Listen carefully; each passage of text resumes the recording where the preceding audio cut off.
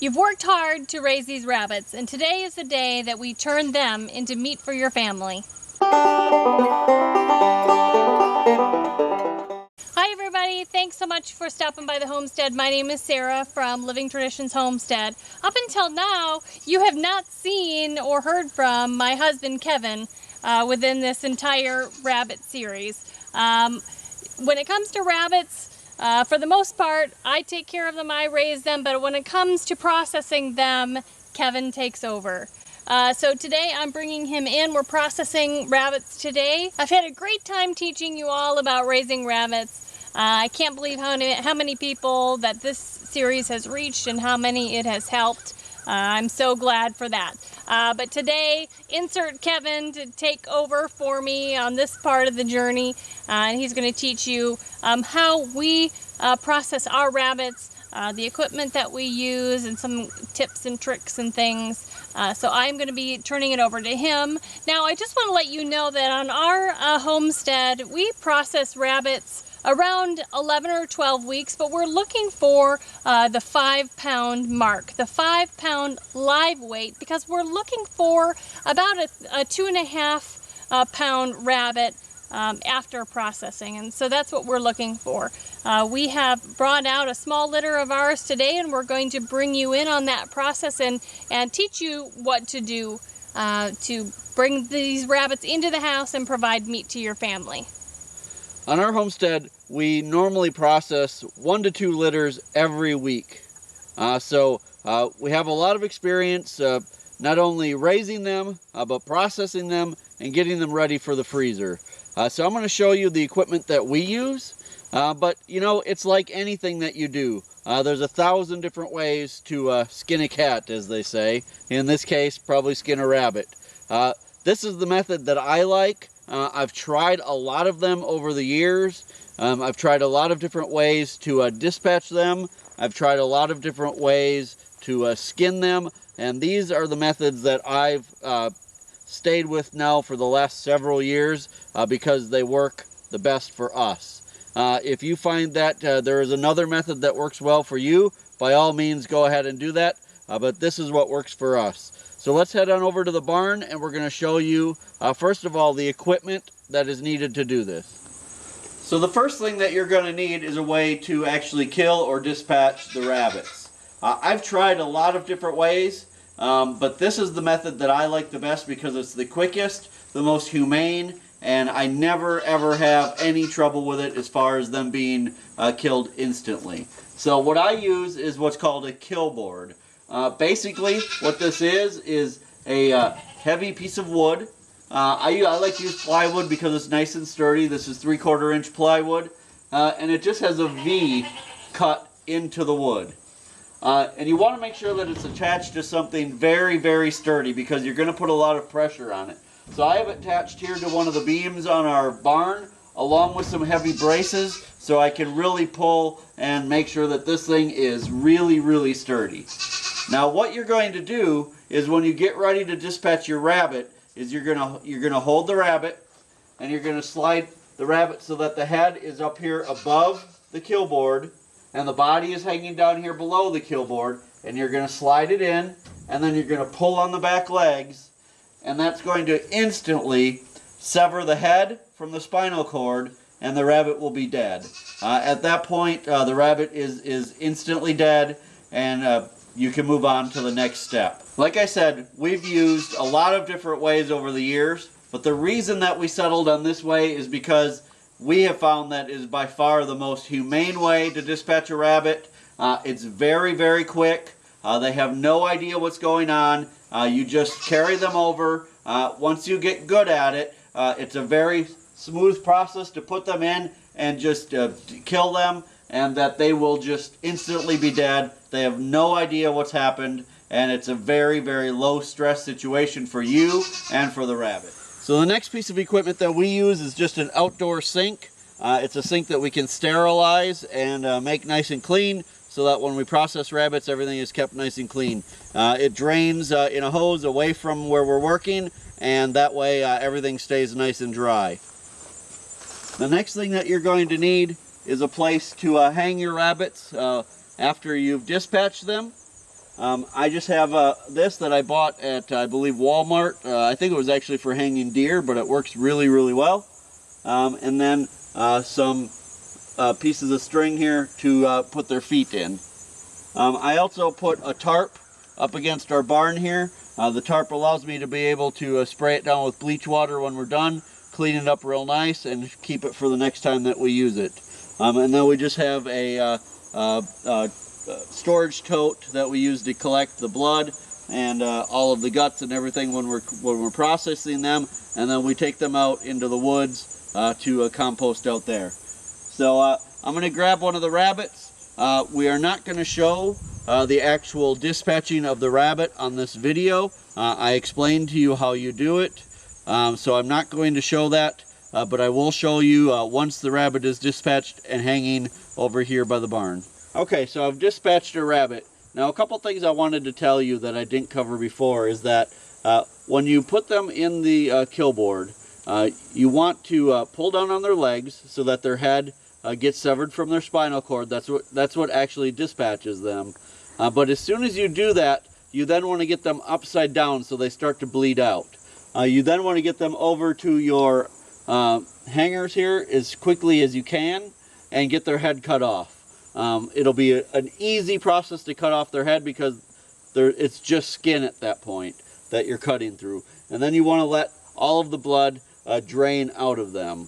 And that's the point that we're at right now. So I'm going to show you how I skin them. I'll tell you, I do not save the hides. So the way that I do it does not make them acceptable to sell the hides. There are other methods for doing that. The reason that I don't is because on a young rabbit like this, an 11 to 12 week old rabbit, the actual hide part is so thin that it's very hard to save. I will occasionally save hides when I do some of our older breeder rabbits, but on these young rabbits, they're really not worth saving because there's really no skin underneath. Okay, so the first thing that you want to do is find what I would call the ankle of the rabbit on both legs, and you want to just make a very small slit. Now, what you can do is you can carefully take your knife and cut a slit all the way around. But what I have found over time is that you'll often cut some of the tendons that hold the meat to the bone when you do that, and that makes the meat fall off the bone when you're cooking it. So what I like to do is just cut that little slit and then actually tear the hide around the leg. Again, this is why we don't save the hide, is because at this point it's so thin that it tears very easily. So once you have that completely off there, what you can do is you can use a tool like this, which I picked up at Walmart, and you can use that to slit the skin down. And you want to slit right down so that these two make a V right here. I honestly normally don't use a tool like this. What I do is just put my finger through and tear like that. Again, that skin is so soft that it tears very easily. Then what you want to do is turn the rabbit around and simply peel the skin off these back legs. Now you're going to put your fingers through to make a hole between the skin and the rabbit. Grab your knife and just cut out like that. Once you do that, you'll be able to just pull the skin off of the rabbit and straight down, and it should come off very easily. Once I get down to the front legs, I like to use a pair of bone cutters. These I believe Sarah got from Pampered Chef. I think there's other brands, but something like this. And you simply cut the front feet off and you're completely skinned. Now you can also use this to cut off the tail.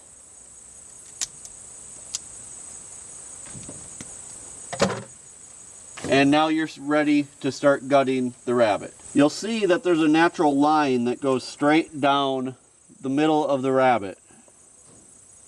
What I like to do is pinch right about here, about halfway down, and make just a small incision in the rabbit while pulling it kind of away from the backbone. That way you can get your 2 fingers in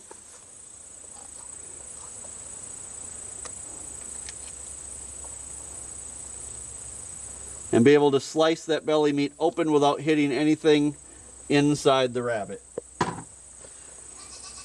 Now you're simply going to, you'll see that's the bladder there. You want to grab above the bladder and just pull everything out, and then reach inside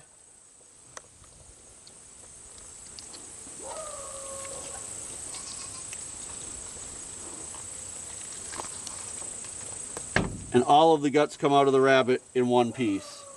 From here, if you'd like to save the liver, which we do to dehydrate into dog treats, you can go ahead and save the liver.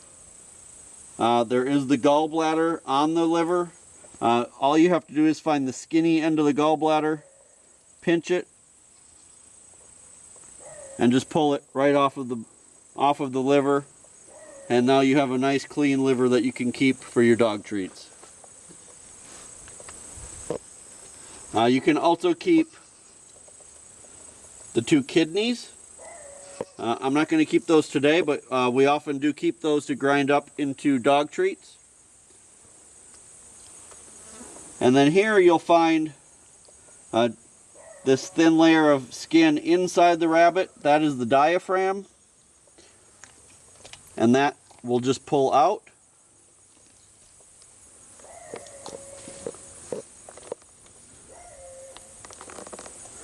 And then underneath the diaphragm is the heart and the lungs. So you're just going to pull the heart and the lungs out. If you'd like to save the heart, you can do that. Again, we're not going to do that today. We have plenty in the freezer. And that's really about it. At this point, I just make sure that I have everything out that needs to come out. I make sure that the butt, for all better words, is completely out. I do that by just sticking my finger up and making sure it comes all the way through. And I do the same thing down here on the neck to make sure I've got all of the esophagus out. I just make sure that my finger can come all the way through. There's actually a little piece of it still here. So we'll just grab that right there and throw that away. And now it's just a matter of removing the back feet, and then we'll take it over to the sink to clean it up. For the back feet, what you'll notice that there is just a little bit of fur still attached here to the back of the legs.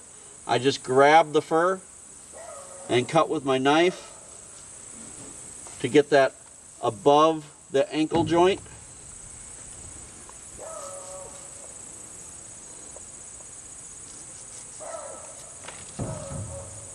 And the first few times you do this, it'll seem tedious, but I can tell you I can do a litter of 8 or 10 of these in less than an hour. It just becomes second nature after you do enough of them. At this point, you'll just find that joint again with your bone cutters, and you're just going to cut those back feet off.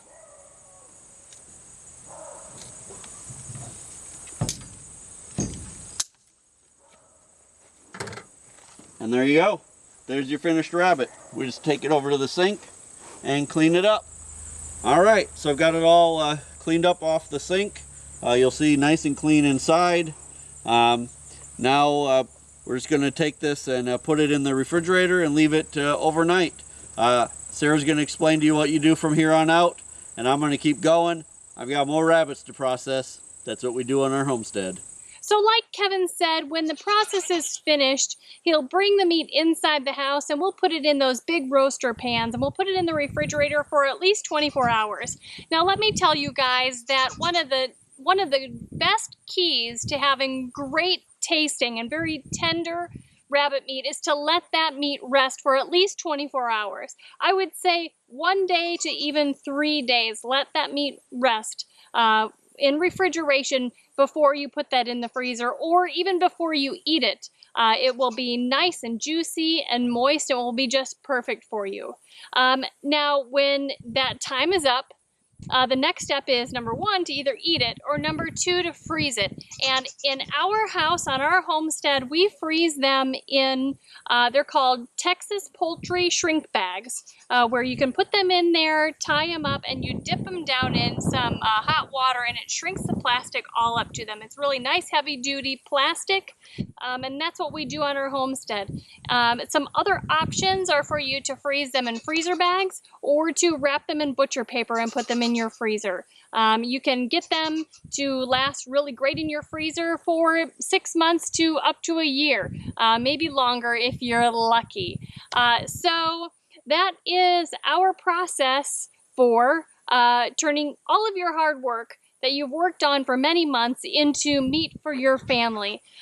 This is not necessarily the end of this rabbit series, but it is definitely end of the process that you'll go through from birth to dispatch. I want to thank you all so very much for making this rabbit series such a success. Thank you so much. I'm so surprised at how many people have been helped by this, how many people we have encouraged to actually start raising your own rabbits and taking control of the meat for your family. Before you guys go, make sure that you hit the subscribe button, because you know what? We do tons of awesome things on this homestead that I know that you can learn from. And we just like to share our lives with you all. And if you like this video, give us a thumbs up. If you have questions or comments, go ahead and leave those in the comment section below. And until next time, you guys, take care and God bless.